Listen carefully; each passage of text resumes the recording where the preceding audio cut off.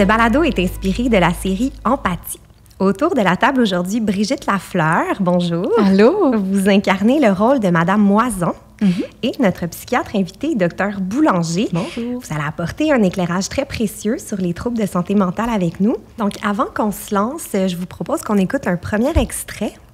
Donc, on va assister à la toute première rencontre houleuse entre le docteur Bien-Aimé, qui est interprété par Florence Lompré, et Madame Moison, que vous interprétez.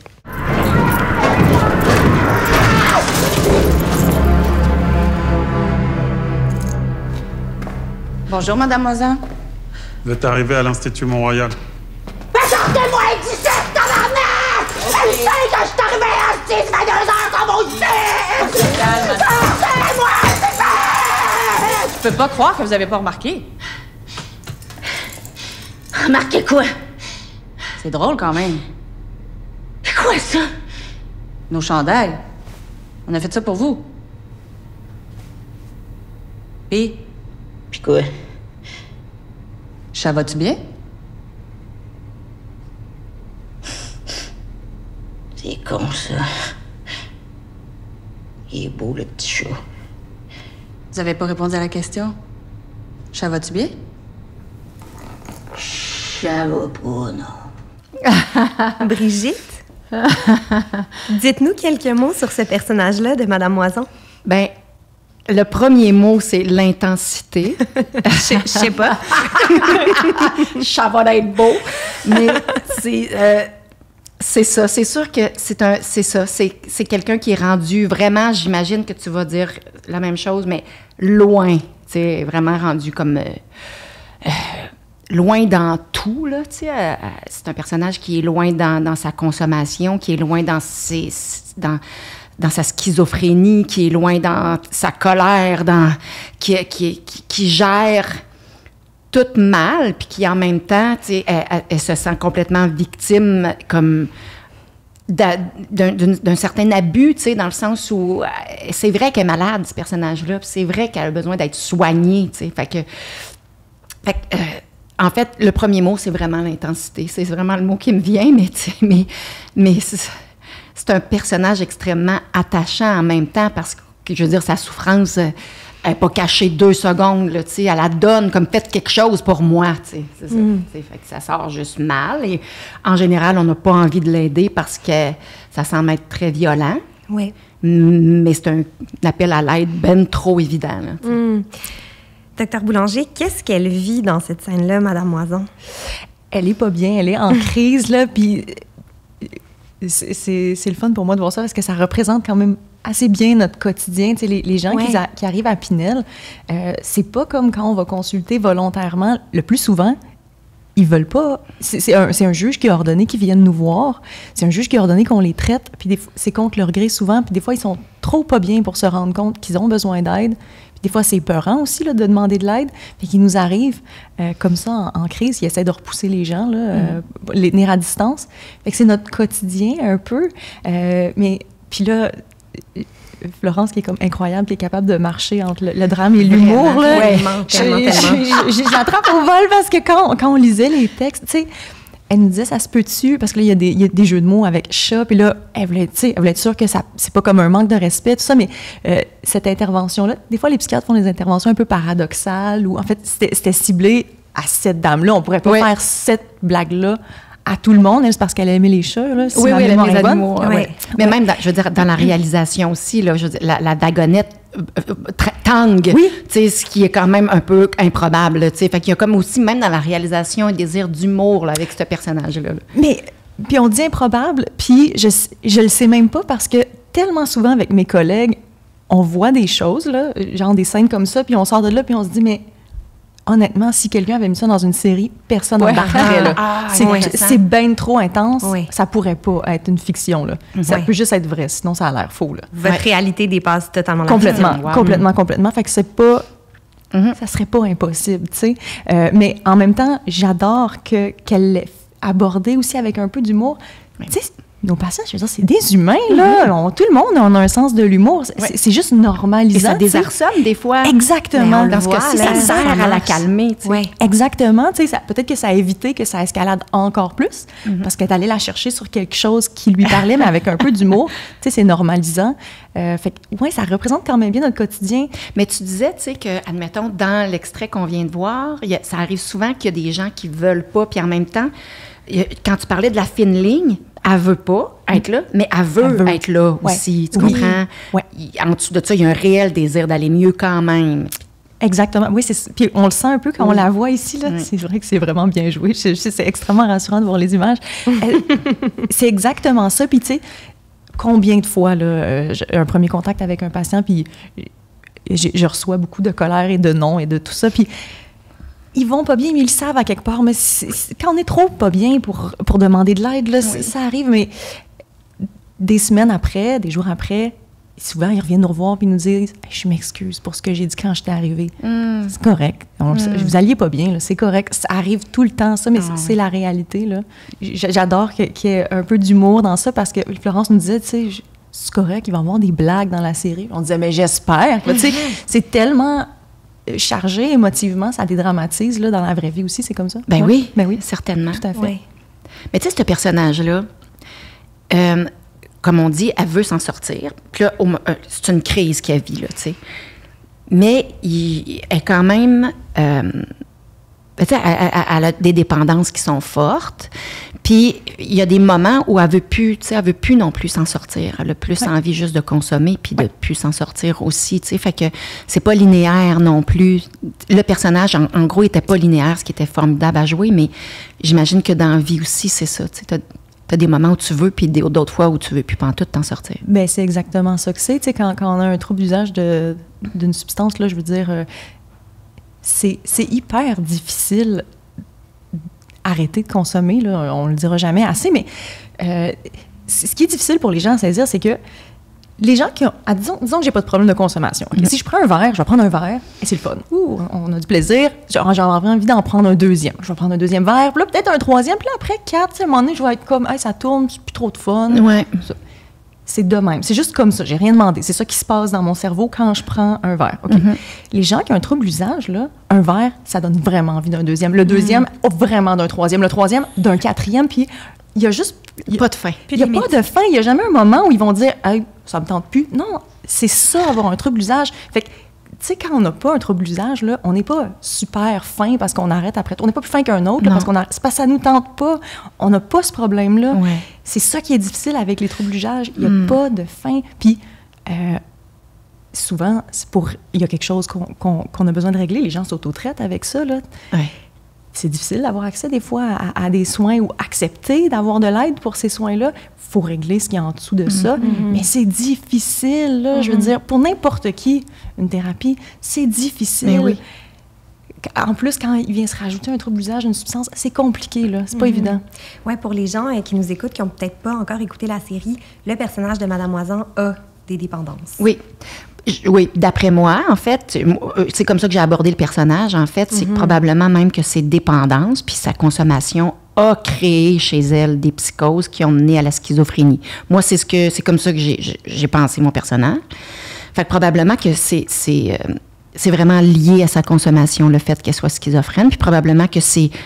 je pense que c'est possible que genre la schizophrénie soit rendue comme à un point où c'est plus juste passager, là. C'est comme probablement pris avec ça pour la vie, là, après, là. C'est exactement ça, là. En fait, ça va arriver, des gens vont avoir une psychose qu'on appelle toxique, ça veut dire à cause de la drogue, ils vont consommer. Puis si ces gens-là arrivent à ne plus jamais consommer, n'auront plus jamais de psychose, parce que la psychose, c'est un épisode, là, tu sais. Fait qu'un épisode où ils sont plus en contact avec la réalité. Mais bon, ça peut ne plus jamais réarriver, mais c'est tellement difficile d'arrêter de consommer. Puis les gens vivent avec une espèce d'impression, non, mais je vais continuer, mais je vais me contrôler moins, tu sais, l'impression que je vais pas me rendre jusqu'à ça, mais c'est difficile. Puis une fois qu'on a fait une première psychose, c'est encore plus facile d'en faire une deuxième. Puis à chaque psychose, c'est de plus en plus facile, tu sais. Fait que ce qui se passe, c'est qu'à peu près, j'espère que je mens pas dans ma statistique, mais quand quelqu'un fait une psychose à cause de la drogue, pour la première fois, si on le suit, puis dans 5 ans, il y a une chance sur 3 que ça soit rendu ce qu'on appelle autonome, c'est-à-dire qu'il n'y aura plus besoin de consommer. Il va faire des psychoses tout seul. OK. Ouais, c'est ça. Fait que exactement, comme vous l'avez expliqué, là, c'est ça. Ouais.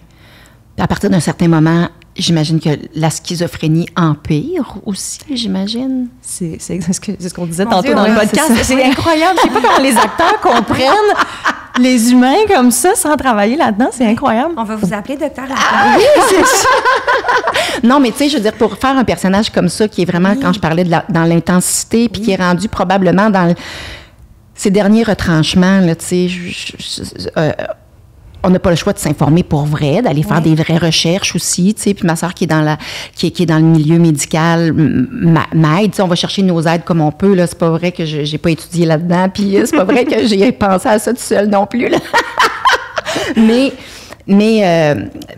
donc, vous nous êtes utile, je tiens à te le dire. Je pense du vous au-dessus dans la même phrase. C'est correct si je te tutoie? Oui. Dis donc. Même chose? Oui. OK. Voilà. OK, C'est réglé. officiel. OK. Ouais. Merci. Puis comme actrice, Brigitte, on se prépare comment à jouer des scènes aussi violentes, aussi intenses, aussi laides? Premièrement, là, c'est comme un pur bonheur. C'est étonnant, hein? Mais tu sais. Et il y a le fait que dans les textes de Florence Lompré, tout est là, tu comprends? On sent, tout est dans ses mots, on sent exactement où le personnage est rendu, comment elle écrit. C'est vraiment facile à interpréter. L'intensité est déjà dans ses mots et déjà dans ses didascalies, c'est-à-dire les indications du personnage. Fait que il y a quelque chose de...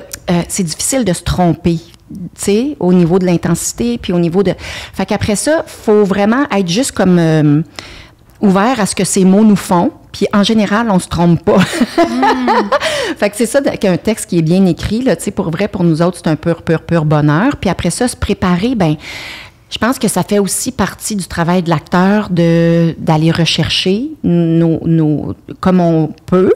Fait que moi, ça a été d'aller poser des questions à ceux qui travaillent dans le milieu pour comprendre mieux, mais aussi juste de voir ce que d'autres ont fait, tu sais, de regarder des films, Un homme d'exception, ou tu sais, des films Black Swan, tu sais, des affaires qui pour nous sont inspirants. Ou je sais que vous avez parlé d'entendre des voix aussi avant, puis tu sais, il y a des places où on peut... moi, ce qui m'a beaucoup aidé, c'est d'aller voir des exemples de ce que les gens schizophrènes peuvent entendre, tu comprends? Puis ce qu'ils peuvent... Fait que pour moi, entendre ça, écouter ça à répétition, je me disais, aïe, vivre avec ça, c'est comme si t'es jamais totalement dans la réalité, tu sais. Puis ça me permettait d'être en train de parler à la psychologue, mais dans le même temps, entendre des voix. Fait que ça crée automatiquement comme un monde intérieur, tu comprends? Puis, fait que bref, c'est le côté extraordinaire d'être acteur, là. C'est le côté très le fun à faire, là, tu sais, qui est pas un travail. Pour nous autres, c'est presque du bonbon, là, tu sais. Docteur Boulanger, c'est quoi exactement une psychose?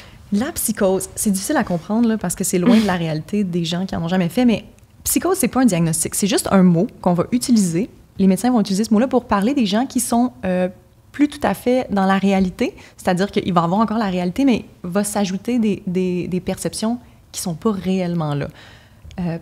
Par exemple, le plus souvent, ce qu'on va voir, c'est des hallucinations. Donc, on en a parlé beaucoup là, dans l'épisode précédent, mais les gens vont voir des choses qui ne sont pas vraiment dans la réalité, vont entendre des choses qui ne sont pas dans la réalité, vont sentir des choses alors qu'il n'y a rien. Exactement. Puis l'autre chose qu'on voit souvent, c'est des idées délirantes. Ça, c'est plus complexe. Les idées délirantes, c'est le fait que les gens deviennent convaincus de quelque chose qui n'est pas vrai. Oui. Par exemple, puis quand je dis convaincu, là, c'est convaincu. C'est pas juste « Ah, je pense que j'ai peut-être un cancer ». Non. Ça, c'est pas une idée. Un peu paranoïaque. La paranoïa, c'est une sorte de délire. Ouais, exactement. Fait, mais ça peut être n'importe quoi qui n'est pas réel. Par exemple, j'ai déjà eu un monsieur... né homme, le chromosome XY, pas d'utérus, qui était convaincu d'être enceinte. Ah oui. Il n'y a rien à faire pour raisonner quelqu'un. On ne peut pas donner des preuves à quelqu'un qui a une idée délirante puis lui dire « Mais voyons, c'est impossible. Non. Cette personne-là va être convaincue. Ça peut être que le FBI nous cherche pour nous tuer. Ça peut être toutes sortes d'idées comme ça. Ça, c'est plus paranoïde, là. Ouais. C'est ça, un délire. Fait que c'est d'être convaincu de quelque chose qui est faux, en fait. Puis que peu importe ce qu'on fait pour convaincre les gens, ils vont rester convaincus. Fait qu'en général, c'est les symptômes qu'on va voir le plus souvent de la psychose, mais des fois, les gens vont être désorganisés, soit dans ce qu'ils font ou dans ce qu'ils pensent. Mais c'est très difficile pour les gens qui n'ont jamais fait de psychose ou qui n'ont jamais vu de gens en psychose de comprendre qu'est-ce que c'est, ça. Je veux dire, on n'est tellement pas souvent en contact avec les gens en psychose qui se retrouvent à l'hôpital. Comment je l'explique là, quand j'ai des étudiants qui me disent « Mais qu'est-ce que c'est ça? » Le plus proche où on va se trouver, là, si on n'a jamais fait de la psychose, c'est les rêves. Oui. Ah, OK. Ouais. C'est intéressant, ça. Les humains, le jour, là, la réalité, on sait c'est quoi avec nos 5 sens. C'est-à-dire, je sais que si on est en train de faire un podcast, je vous vois, je vous entends, je sens la table. C'est comme ça que je sais ce qui se passe dans la réalité. Quand je vais me coucher ce soir, la switch de mon cerveau va passer à la réalité, c'est mon cerveau qui l'invente. Fait que mon cerveau va inventer des images, va me faire entendre des choses. On s'est tous déjà réveillés d'un rêve, se dire « Hey, c'est vrai, c'est pas vrai? Mon Dieu, OK, oh non, c'était un rêve. » Ça va être aussi vrai que ce que je vis en ce moment, là, quand je vais rêver. Puis, en plus des voix, tout ça, des fois, quand on rêve, je ne sais pas si vous allez comprendre ce que je veux dire, mais des fois, on va vivre un rêve, on va dire « Hey, c'était-tu bizarre? C'était comme j'ai rencontré Céline Dion, mais c'était ma mère. » Oui, c'est ça, exact. Voyons donc. Oui, puis là, j'étais dans ma chambre, mais en fait, c'était le dépanneur. Puis là, Exactement. j'étais avec mon ami, mais en fait, c'était mon chat. C'était bizarre, Oui, mais en même temps, exactement. quand tu le vis, t'es certaine de le vivre pour vrai. Puis ça a comme du sens. Oui, Pendant 2 secondes. Des fois, on va dire, dans notre rêve, on va comprendre qu'ils veulent nous tuer. Puis là, on court, il faut qu'on se sauve, il faut qu'on appelle le 911. Ouais. On n'est pas arrivé à ça par des déductions logiques, là. On l'a su. Puis c'est vrai. Ah, tu c'est sais. tellement un bon parallèle. C'est ça. Les gens en psychose, c'est comme si cet interrupteur-là était un défectueux. Il est lousse. Puis les deux étaient là en même temps. Fait qu'il avoue la réalité, comme vous et moi, là, ce qui se passe autour, mais se rajoute à ça ce que le cerveau pourrait créer quand on rêve. Puis quand moi, je parle que mon personnage est schizophrène, est-ce que j'ai raison de dire ça? En fait, c'est un défi de tous les instants, même pour les psychiatres, là, parce que la psychose, c'est des épides, OK? Fait que les gens vont être peut-être perdre un peu le contact avec la réalité pendant quelques jours, quelques mois, quelques semaines. Puis avec la médication, des fois sans médication, mais le plus souvent avec la médication, la psychose va arrêter. Donc, ils vont revenir dans la réalité. OK? Souvent, quand on a une psychose, on ne le sait pas. Est-ce que c'est parce qu'ils ont consommé ou c'est une schizophrénie qui vient de commencer? La schizophrénie, c'est juste les gens vont faire des épisodes de psychose à répétition, sans nécessairement avoir consommé, sans que... Des fois, c'est juste un stress va les rendre dans un état de psychose. Fait que la schizophrénie, en fait, c'est juste le fait de faire des psychoses sans nécessairement avoir consommé. Ça prend un certain temps. Il faut être 6 mois avec des symptômes. Là, je vous saute les critères, là, mais c'est juste le fait de faire des psychoses sans consommer. Fait que même nous, des fois, je veux dire, on voit des gens en psychose, on le sait pas. Hein? Est-ce que c'est une schizophrénie qui commence? Est-ce que c'est parce qu'ils ont consommé? Ils peuvent avoir consommé, mais c'est aussi une schizophrénie. C'est super difficile à départager. Je comprends. Ouais. Puis est-ce qu'il y a des approches thérapeutiques très efficaces pour traiter les psychoses? Il y a plusieurs choses qui existent. C'est sûr que quand les gens sont en épisode aigu là, de psychose, c'est beaucoup la médication, les antipsychotiques. Ce qui est assez récent, là, ça fait de pas si longtemps que ça qu'on a des antipsychotiques. Là. Le premier s'appelait le Largactil. C'était développé dans les années 50, là, depuis peut-être les années 70 qu'on a... Okay. Ça existe. Là. Quand je parle à des plus vieux psychiatres qui ont commencé à pratiquer, ils me disaient, on m'a dit, tu fais un mauvais choix de carrière. Avec les nouvelles pilules, il n'y en aura plus de maladie mentale. Bon, c'est pas ça qui est arrivé. Si seulement, oui, c'est ça. Si seulement, exactement. Ouais. Mais ça a évolué avec le temps. Donc, on s'est comme raffiné là, dans les antipsychotiques qui existent. Fait que ça, c'est un des traitements qui existent. Il y a de la thérapie aussi, mais faire de la thérapie avec des gens qui ont des troubles psychotiques, il faut faire attention, il faut prendre quelqu'un qui connaît bien ça parce que le stress peut amener des psychoses. Fait que, tu sais, c'est confrontant une thérapie, là. OK, donc une façon d'essayer de traiter les psychoses peut créer d'autres psychoses. Il faut faire attention à prendre quelqu'un qui connaît bien ça parce que c'est difficile de faire une psychose. Ça crée beaucoup de stress, là. Et même, j'imagine que quand la personne n'est plus sous surveillance, peut, à cause de ce qu'elle vient de vivre, rendue chez elle, faire d'autres psychoses. Ben oui, tu sais, ça peut être très confrontant, là. Reparler d'abus ou de trucs qu'on a vécu, ça peut ramener des trucs qui peuvent faire des psychoses. Donc, il faut prendre des gens qui connaissent ça. Il y a des thérapies de groupe. Les gens vont apprendre comment reconnaître leurs symptômes de psychose parce que souvent, les patients vont nous le dire, en début de psychose, ils sont encore un pied dans la réalité, un pied dans la psychose. Ils sont capables de voir que ça commence, tu sais. Puis c'est différent pour chaque personne. Il y en a qui vont dire, moi, je me mets à pas bien dormir. J'ai l'impression que les autos me suivent.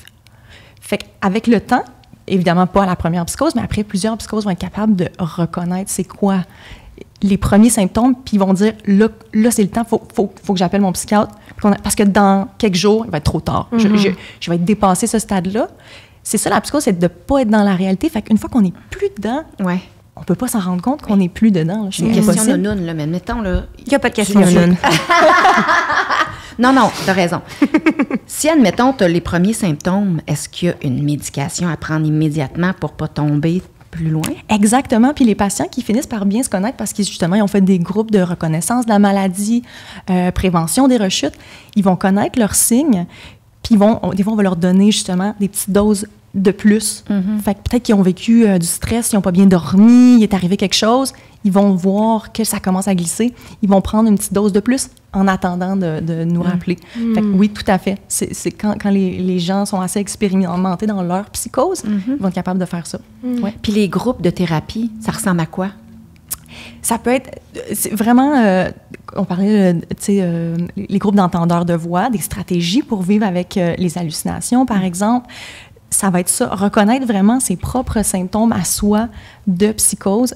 C'est vraiment une autre chose particulière, là, par exemple, avec la schizophrénie. Chaque psychose va se ressembler d'une psychose à l'autre. Ça va être les mêmes hallucinations, les mêmes délires qui vont venir pour une même personne. Oui. Mais ça peut être complètement différent de son voisin. Fait que ça va être vraiment que les patients arrivent à se connaître, je me souviens. Puis que leurs équipes aussi les connaissent, parce que quand ça fait des années qu'on travaille avec un patient, on le voit venir. Là. Je me souviens, je commençais à étudier en psychiatrie, puis on a vu notre patiente arriver de loin, puis je travaillais avec une infirmière expérimentée, elle m'a dit « Oh, elle va pas bien. » Puis je dis « Ben voyons, comment vous savez ça? » Elle m'a dit « Sa jupe, trop haute. » Ben voyons. Je me suis dit « Non, mais elle exagère. » Non, c'était vrai. Fait que quand les gens ont un lien avec leur médecin depuis longtemps, ou leurs équipes, leurs infirmières, ils sont capables de reconnaître des signes très subtils. Exactement. En plus des thérapies, la médication, puis tout ça, historiquement, il y a toutes sortes de traitements là, qu'on fait plus, des lobotomies, des saignées, des affaires comme ça. OK, ça n'existe plus, mais il y a un traitement qui reste, puis c'est les électrochocs.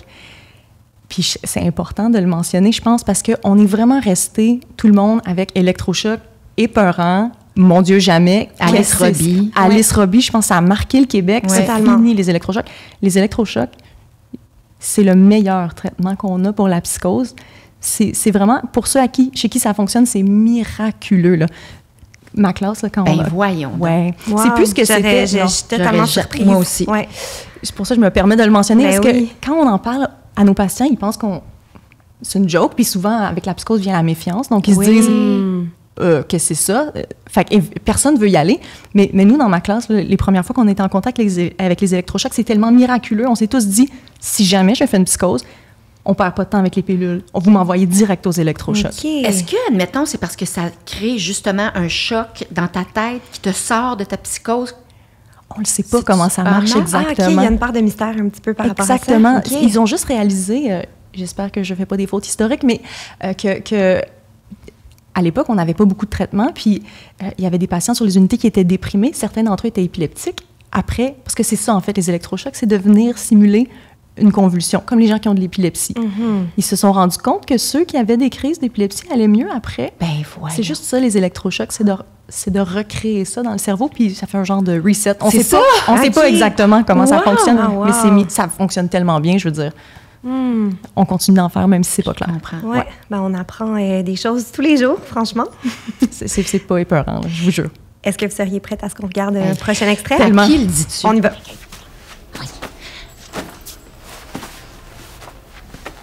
Je vous regarde, là, puis je trouve pas que vous allez bien.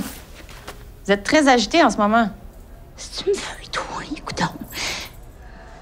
Moi, prendre vous autres, vos pelules, m'en fous ici. Ben, je suis très contente d'entendre ça. Je vais aussi vous demander de faire un test de dépistage. Pas question que je te donne ma piste est à moi. Vous avez le droit de refuser, mais ça équivaut à un test positif.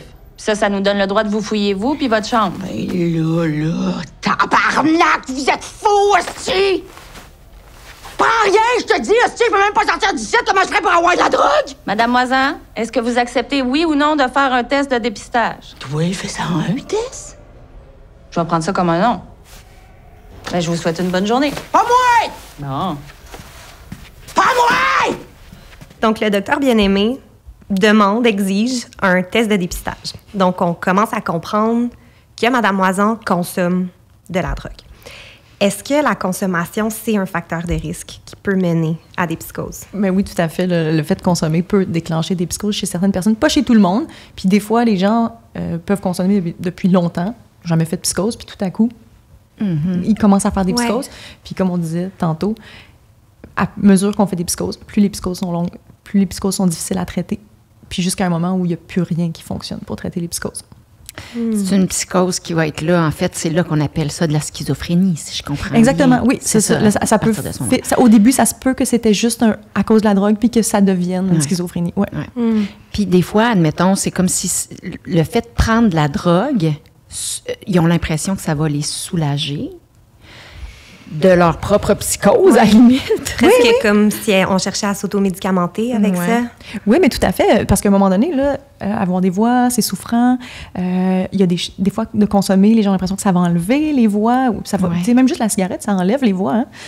Fait que, oui, c'est pour ça que ça va arriver souvent qu'on va voir des gens qui ont la schizophrénie qui fument, parce que ça calme les hallucinations. Ah, ben. Oui. Mais c'est drôle. Oui, mais c'est fascinant, la colère de ce personnage-là qui est décuplée avec la consommation. Là, c'est vraiment fantastique. Oui. Ben oui, puis à l'image, on voit que probablement vous avez mis des verres de contact, mais les pupilles sont archi dilatées. Oui, absolument. Mais tu sais, ça fait qu'il n'y a pas... Il n'y a pas grand mystère en dessous de ça dans ce cas-ci, là, tu sais, qu'elle bouge beaucoup, qu'elle est très, très, très, très...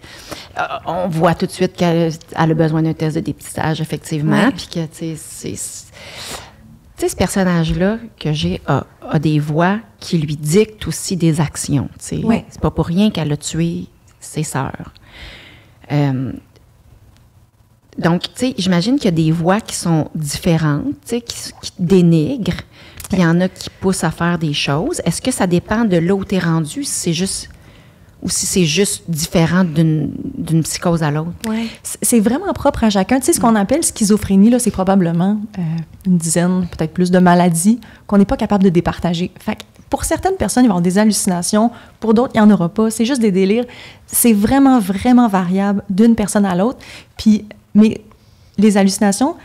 Tantôt, tu disais, j'allais écouter des clips. C'est intéressant, c'est pas ce qu'on pense que ça va être. Là. C'est pas juste une voix claire, mais c'est beaucoup de bruit. Ça peut être agressant, là, mais des fois, ça va être des gens qui commentent ce que la personne fait. Beaucoup, là, t'es poche, arrête. Exactement. Ça, c'est un peu lourd à vivre, mais des fois, c'est vraiment des présences agréables à avoir. Puis des fois, c'est des voix qui disent quoi faire.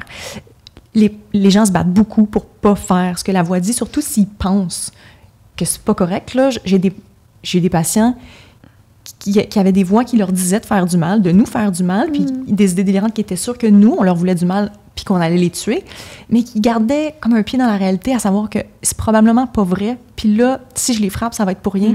Puis qui nous criaient « Allez-vous-en, je vais vous frapper. Allez-vous-en, je veux pas vous frapper. » Oh, wow! Ouais. Fait que c'est comme un espèce de combat intérieur super intense. Oui, tout à fait. Fait que les gens gardent quand même cette capacité-là de dire « Je veux pas faire ça », mais des fois, ils le font pour que ça arrête, là, parce que c'est fatigant.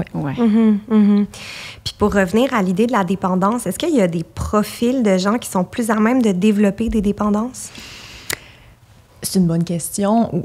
Oui, c'est sûr, dans le sens où il y a des styles de personnalité qui mettent plus à risque, peut-être, là, comme si on est impulsif, si on aime ça, les sensations fortes, si on a tendance à, quand on ne file pas bien, à aller vers l'extérieur pour trouver des façons de mieux se sentir plutôt que de se calmer nous-mêmes. On a plus de chances, comme je le disais tantôt, il y a une partie génétique, là, la substance, quand on a un problème d'usage, elle ne nous fait pas le même effet que quand on n'en a pas, tu sais. On se tanne pas, on n'a pas de fond. Ça aussi, ça peut... J'ai quelqu'un dans ma famille qui fait de l'anxiété. Ouais. Et j'ai toujours cette idée-là que cette personne-là peut être plus à même d'aimer des substances, tu comprends, qui puissent la calmer, tu sais, puis que... Fait que c'est quelque chose qui me fait vraiment peur, tu sais, puis que j'ai envie... on dirait que, personnellement, j'aurais besoin d'aide pour savoir quoi faire en tant qu'humain près de cette personne-là. L'anxiété, c'en est un... Parce que c'est vrai que d'avoir un trouble de santé mentale, mettons, qu'on dit que l'anxiété, c'est un trouble de santé mentale, ça peut nous mettre plus à risque de consommer justement parce qu'on veut s'auto-traiter. Fait que, oui, ça se peut. L'anxiété, c'est un cas particulier dans le sens où ça peut faire un ou l'autre. Je dirais, il y a des gens anxieux qui vont vraiment pas aimer ça, être sous l'effet de substances parce que c'est une perte de contrôle. Puis ça, c'est pas le fun, des fois, quand on est anxieux. Fait que ça se peut que ça protège, tu sais. Oui, c'est pas impossible, mais ça se peut. J'ai déjà vu des gens faire des attaques de panique, pas comprendre que c'est ça qui se passe, réaliser que, hey, je prends un verre, je fais plus d'attaque de panique. Mais en prenant un verre, personne ne nous croit quand on dit ça, mais l'alcool, à long terme, ça rend plus anxieux, hein? On fait plus d'attaques de panique, il faut qu'on boive plus, puis être plus fonctionnel, puis plus sortir de chez eux pendant 20 ans. Là. Ça peut aller jusque-là. Fait que ça se peut, c'est sûr, il faut essayer de trouver qu'est-ce qui explique qu'on consomme, puis il faut que les gens aient consulté quand ils sentent qu'ils vont pas bien, se tourner vers alcool, drogue. Ça, à long terme, c'est jamais super gagnant, là, parce qu'il se crée une spirale de consommation. Puis comment on fait pour reconnaître qu'une consommation qui est occasionnelle est en train de devenir une dépendance? Est-ce qu'il y a un marqueur? C'est difficile, surtout pour des substances comme l'alcool. C'est tellement partout. C'est tellement normalisé. Tellement normalisé. Là. Des fois, c'est facile de glisser, puis ça prend plus de place dans notre vie que ce qu'on le réalise, en fait. Là. Mais les gens qui ont un trouble usage de l'alcool, en fait, ce qui va arriver, c'est qu'ils seront pas capables de respecter ce qui s'était dit. Par exemple, je vais juste consommer ça. Là, on parle de contrôle. Ou je vais pas consommer. Non, on consomme pareil. Parce qu'ils consomment, ils seront plus capables de remplir les tâches qu'ils devraient, tu sais, s'occuper de leurs enfants, travailler, avoir des loisirs. Ou ça va prendre tellement de temps dans leur vie qu'ils n'auront plus le temps pour rien d'autre. Puis ils vont continuer même s'ils se mettent en danger, là, même s'ils ont des problèmes de santé, même si ça leur crée des problèmes de santé mentale. On va continuer pareil parce que c'est plus fort. Ou encore, quand ils vont essayer d'arrêter, ils vont se mettre à pas bien se sentir parce que là, c'est le sevrage qui embarque. Puis là, on n'a pas le choix de consommer pour calmer ça. Ou de toujours consommer plus parce que le même niveau de consommation nous permet pas de rester, de flotter, là, je dirais. Fait que quand on voit un peu apparaître ces éléments-là, je vous dirais, là, il faut commencer à se poser des questions. Brigitte, vous qui vous êtes vraiment plongée, là, tête première, dans un rôle qui allie à la fois les psychoses et la dépendance, est-ce que vous avez appris des choses sur ces phénomènes-là? Beaucoup. Oui. En fait, je me rends compte que j'entendais parler de psychose, mais que je ne savais pas exactement ce que c'était. Fait que, oui, moi, j'ai tout appris sur les psychoses, je te dirais. Les formes de dépendance, je pouvais vraiment comprendre parce que j'en ai vraiment très proche dans ma famille. Pour ce qui est des psychoses, c'est quelque chose qui est pas... On n'en parle pas à tous les jours, effectivement, puis c'est le fun d'en parler plus, pour vrai, parce que je pense... En fait, moi, en travaillant sur le personnage, j'ai compris qu'il y en a beaucoup plus que je pensais. Beaucoup de gens, plus que même, tu sais, des gens qui ont des psychoses, c'est fréquent, bien plus que des gens tu sais, on parle d'Alzheimer fréquemment, mais des gens qui ont des problèmes de psychose, il y en a encore bien plus, tu sais, c'est beaucoup plus répandu, mais on dirait qu'on n'en parle jamais. C'est vrai que c'est caché, puis les gens ont comme honte de ça. Ben oui. Vite, on cache à l'hôpital, puis là, c'est 1% des gens qui ont la schizophrénie, là. Une personne sur 100. C'est beaucoup. C'est beaucoup. C'est beaucoup de gens, là. C'est pas vrai que ça n'existe pas, que c'est caché. Puis là, la schizophrénie, il y a plusieurs autres maladies qui peuvent donner des psychoses. Hein. On peut faire des dépressions quand ça devient très intense. On est en psychose. Les gens avec l'Alzheimer, des fois, ont des symptômes de psychose avec l'Alzheimer. Il y a plein de raisons pour lesquelles on peut faire des psychoses, mais c'est vraiment plus fréquent qu'on pense. Personnellement, je suis porte-parole des impatients. Oui. Impatients Rive-Sud, et ça m'a mis en contact avec cet organisme-là. Mais tu sais, en fait, on parlait tantôt des thérapies de groupe, puis tout ça, tu sais. Puis moi, ce que je trouve merveilleux quand les gens sont en groupe de même, là, c'est que, ils se sentent en sécurité, sont ensemble. Fait qu'ils s'ouvrent vraiment facilement sur ce qu'eux vivent. Puis c'est pour ça que je trouve ça formidable être en groupe, parce que tout à coup, c'est comme si tu t'ouvres au monde, tu te rends compte que tu n'es pas tout seul. Le 1%, tout à coup, tu le vois. Puis tu vois que c'est vraiment normal. Puis c'est normal, après ça, d'aller chercher de l'aide. Puis les impatients, en gros, c'est par l'art, tu sais, mais j'imagine qu'il y a des groupes comme ça qui en existent. T'sais, dans ce groupe-là en particulier, ils créent des toiles, ils font des œuvres et ils se sentent bons, ils apprennent des choses. Donc, pour l'estime, c'est merveilleux, puis ils sont ensemble, puis ils peuvent discuter. Mais j'imagine qu'il y a plein d'autres types de groupes qui... Oui, il y a vraiment... Là, ça dépend... Pas juste par l'art? Non, exactement. Si les gens, en fait, sont suivis, ont un suivi pour ça, ils peuvent en parler à leur psychiatre, à leurs équipes, parce que dépendamment de où vous êtes, il n'y a pas nécessairement les mêmes choses, les mêmes offres. Là, exactement. Mais il y a l'art qui est... Ça, c'est la plus belle. C'est merveilleux. Je suis biaisée aussi, là, mais... Moi aussi, j'aime ça. Mais c'est que c'est tellement le fun de certains patients talentueux sont capables de dessiner ce qu'ils voient, tu sais. Ça permet tellement de comprendre. Mais il y a des groupes, c'est ça, comme on disait, les entendeurs de voix. Il y a des groupes sur apprendre à gérer nos symptômes. À Pinel, on est chanceux, là. On a beaucoup de choses qui sont offertes dans le sens de la zoothérapie. Ben oui, c'est une autre merveilleuse façon. Oui, tout à fait. On a des intervenants qui font beaucoup de sport. On va faire du ski, du vélo avec nos patients. Des fois, par la cuisine, avec les ergothérapeutes qui peuvent... des fois, j'ai des patients, c'est ça leur intérêt, c'est manger. Tu sais, les ergothérapeutes prennent ça, c'est ça qui les intéresse, ils font des ateliers cuisine avec eux, ça permet comme d'entrer en contact de façon moins menaçante que de dire c'est quoi tes symptômes, tu sais, à un moment donné, là, il y a un jardin aussi à Pinel, je me trompe. Oui, mon Dieu, on fait de l'horticulture, fait que ça aussi c'est moins menaçant, puis ça ground dans la réalité. Tu sais, on a des patients des fois qui sont tellement pris avec des hallucinations, là, c'est distrayant, c'est difficile de focusser. Puis, mais quand on les met sur une tâche, là, faire quelque chose, tu sais, ça les calme. Ça calme, c'est apaisant. Puis on a de l'ébénisterie aussi. C'est vrai que pour l'estime, tu sais, voir l'œuvre qu'on a fait, j'ai construit un meuble, c'est quand même extraordinaire. Ouais. Pour n'importe qui, là, je veux dire. C'est juste, il n'y a pas juste la maladie puis les symptômes, tout ça. Bien, à un moment donné, faut sortir. Puis, je veux dire, c'est du monde comme tout le monde, là. On a envie de s'épanouir, puis on a comme envie n'importe de se réaliser. Qui, exactement. Bon, on parlait de zoothérapie, on parlait de beaux moments, on parlait de s'épanouir. Ça ouvre magnifiquement la porte à ce qu'on regarde un autre extrait. Où est ta moto? Où est ta moto? Roméo. Jenny. Jackie. Oui. Oh, bébé.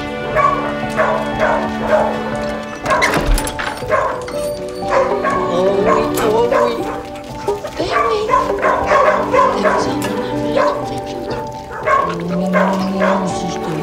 T'aimes ça, mon amour? Brigitte, je sais qu'on rencontre Madame Moisan dans beaucoup de violence, beaucoup de rage, mais on a aussi accès à des moments de grande douceur et de grande tendresse. Oui. C'était comment d'interpréter ce personnage qui a des côtés d'elle qui sont tellement extrêmes?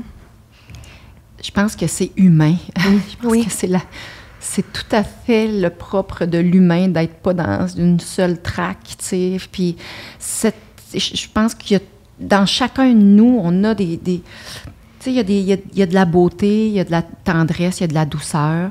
Puis c'est merveilleux parce qu'elle avait ça. Puis je pense que ça a été un gros pour le personnage. Ça a été le plus gros choc qui a fait qu'elle est rentrée dans sa plus grosse psychose, je vais le dire comme ça, là. Mais c'est justement de perdre son animal préféré, tu sais, puis de sentir que ça a été fait un peu comme... pas délibérément, mais tu sais, d'en vouloir à des gens d'avoir laissé son chien partir, et bref, puis il est arrivé malheur. Je pense que ça, c'est comme la cerise, parce que c'était justement, je vais le dire entre guillemets, parce que c'est tellement galvaudé, mais c'était comme son safe space, là, tu sais, si tu veux. Totalement, son endroit avec ses animaux, puis qui était tout à coup compromis, tu sais, puis qui tout à coup, ça aussi s'effondre, puis elle reste devant rien. Elle reste devant juste du négatif. Puis là, ça va mal, tu sais. Mais les moments où ça va bien, justement, avec ses animaux, puis tout ça, puis où elle est bonne, c'est ça aussi. C'est qu'elle a du talent. Elle sait comment s'en occuper. Elle sait qu'elle est bonne là-dedans. Puis c'est sûr que chaque humain, on a un talent quelque part, tu sais. Puis je pense que si elle s'était pas arrivé, ça, probablement qu'elle aurait pu, comme, aller mieux. C'est ça qui est bien avec cette série-là. Tu sais, les gens qui souffrent de schizophrénie, souvent, les gens, on va prendre des raccourcis, on va dire un schizophrène, mais tu sais, ça définit pas quelqu'un. Là, je veux dire, c'est du monde comme n'importe qui. Puis là, ont un trouble de santé mentale X. Mais c'est beau aussi de voir le personnage qui, tu sais, elle est en colère, là, elle a beaucoup de colère. bien, elle a des raisons pour être en colère. Ben oui. C'est parce qu'elle est sensible. Tu sais, mais Oui. de la voir dans ces deux moments-là de sensibilité, les gens ne sont pas juste... Une chose. Ben exactement, tu sais. C'est ça qui est beau. Oui, puis ça donne lieu à un des moments les plus touchants de la série. En fait, je veux pas en dire trop. Je veux pas en dire trop aux gens pour pas les divulgacher, comme on dit, mais justement, le fait d'assister à cette trajectoire-là, qui est à ce point dans les extrêmes, le fait d'être allé aussi loin dans sa colère, ça nous permet d'aller vraiment très, très, très loin dans la beauté puis dans la douceur. Ouais. Pourquoi, selon vous, c'est aussi important de représenter ces personnages-là dans autant de complexité à l'écran? Ben c'est normalisant, je veux dire, Ouais. ça existe, tu sais. Dès qu'on l'a vu, on peut le reconnaître quand ça arrive, même pour les proches, parce que quand on balance vers la psychose, surtout le premier épisode, les gens ne vont pas s'en rendre compte. La psychose, c'est de ne pas être dans la réalité. Là. On ne peut pas le réaliser qu'on n'est plus dans la réalité. C'est les gens autour. Puis au début, c'est pas clair ce qui se passe, là, quand on n'a jamais vu ça, quelqu'un en psychose. On se dit, mais qu'est-ce que c'est ça? Voyons, ils pensent donc bien des affaires étranges. Ouais. D'autant plus que la schizophrénie, souvent, il y a une période de prodrome avant, là, où les gens vont juste être plus en retrait. Ça, c'est quoi? C'est les signes avant-coureurs? Exactement. C'est ce qu'on- Oui, avant que la maladie se déclenche vraiment, là, puis qu'on fasse une vraie psychose, où il y a des hallucinations, puis des délires. Souvent, il y a ça peut être quelques mois où il va y avoir des changements. Là. Les gens vont être plus en retrait. Si c'est des gens à l'école, souvent la schizophrénie pour les gars, c'est fin adolescence, début vingtaine.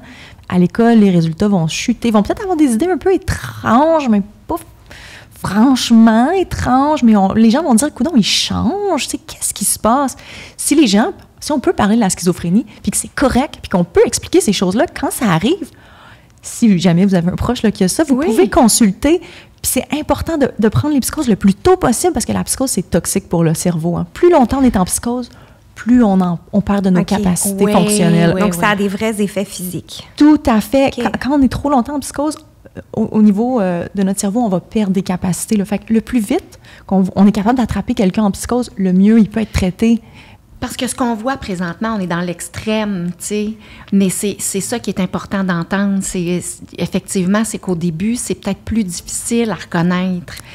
C'est tellement inhabituel quand on ne sait pas ce qui se passe, puis les gens veulent pas trop dire « il se passe quelque chose », parce que là, c'est pas gentil de dire ça. C'est pas gentil, c'est juste, c'est juste une maladie comme une autre. Là. Oui. Fait que le fait qu'on puisse le voir à la télé, que les gens voient à quoi ça ressemble, puis je suis contente parce que c'est réaliste, là, fait que ça va aider les gens à identifier ce qui se passe. Ça va aider, je pense, à ce que les gens soient à l'aise d'aller consulter, soient à l'aise d'en parler, que les proches soient à l'aise d'aider leur famille à avoir des soins quand ça arrive. Sensibiliser à cette réalité-là. Puis, tu sais, on parlait des types d'aide. Il y a aussi beaucoup de groupes pour les familles, hein, l'Association de la schizophrénie québécoise, où les proches peuvent aller pour avoir de l'aide entre eux, parce que des fois, c'est difficile. On ne sait pas comment gérer ça. Qu'est-ce qu'on fait? On les confronte-tu quand ils ont des idées délirantes? On les confronte pas? Wow. Qu'est-ce qu'on fait avec ça? Absolument, on ne sait pas. Comment on gère ça? Ouais. Il y a des associations qui sont là, puis qui vont expliquer des choses. Les gens qui ont la schizophrénie, entre les psychoses, ils vont avoir ce qu'on appelle des symptômes négatifs. Fait qu'ils ne vont pas revenir normalement, à leur état normal. C'est pas la médication nécessairement qui fait ça, c'est la maladie. Ils n'auront pas envie de faire des choses. Ils vont perdre le désir de faire des choses, de socialiser, difficulté à prendre des décisions. Fait que souvent, ils vont être beaucoup moins actifs qu'ils étaient. Pour les familles, c'est difficile. Ils ont l'impression que leur proche ne se prend pas en charge, tu sais. C'est pas ça, c'est la maladie. Quand on comprend que c'est la maladie, c'est plus facile à accepter. Absolument. Oui. Fait que, il y a tellement de bénéfices au fait de parler de ça. Là. Moi, je le dis depuis tantôt, là, je suis tellement heureuse que ça existe. Bien, merci à toutes les deux pour cette conversation tellement riche. Merci beaucoup. C'était formidable. Merci. J'étais bien contente d'être avec vous autres. Merci beaucoup. Pour écouter ou réécouter la série Empathie, rendez-vous sur Crave. Nous vous invitons également à écouter les autres épisodes de cette série balado sur vos plateformes de diffusion préférées. Si vous vivez des situations difficiles ou que vous avez besoin de soutien, plusieurs ressources sont là pour vous. Nous en avons listé quelques-unes dans la description de l'épisode.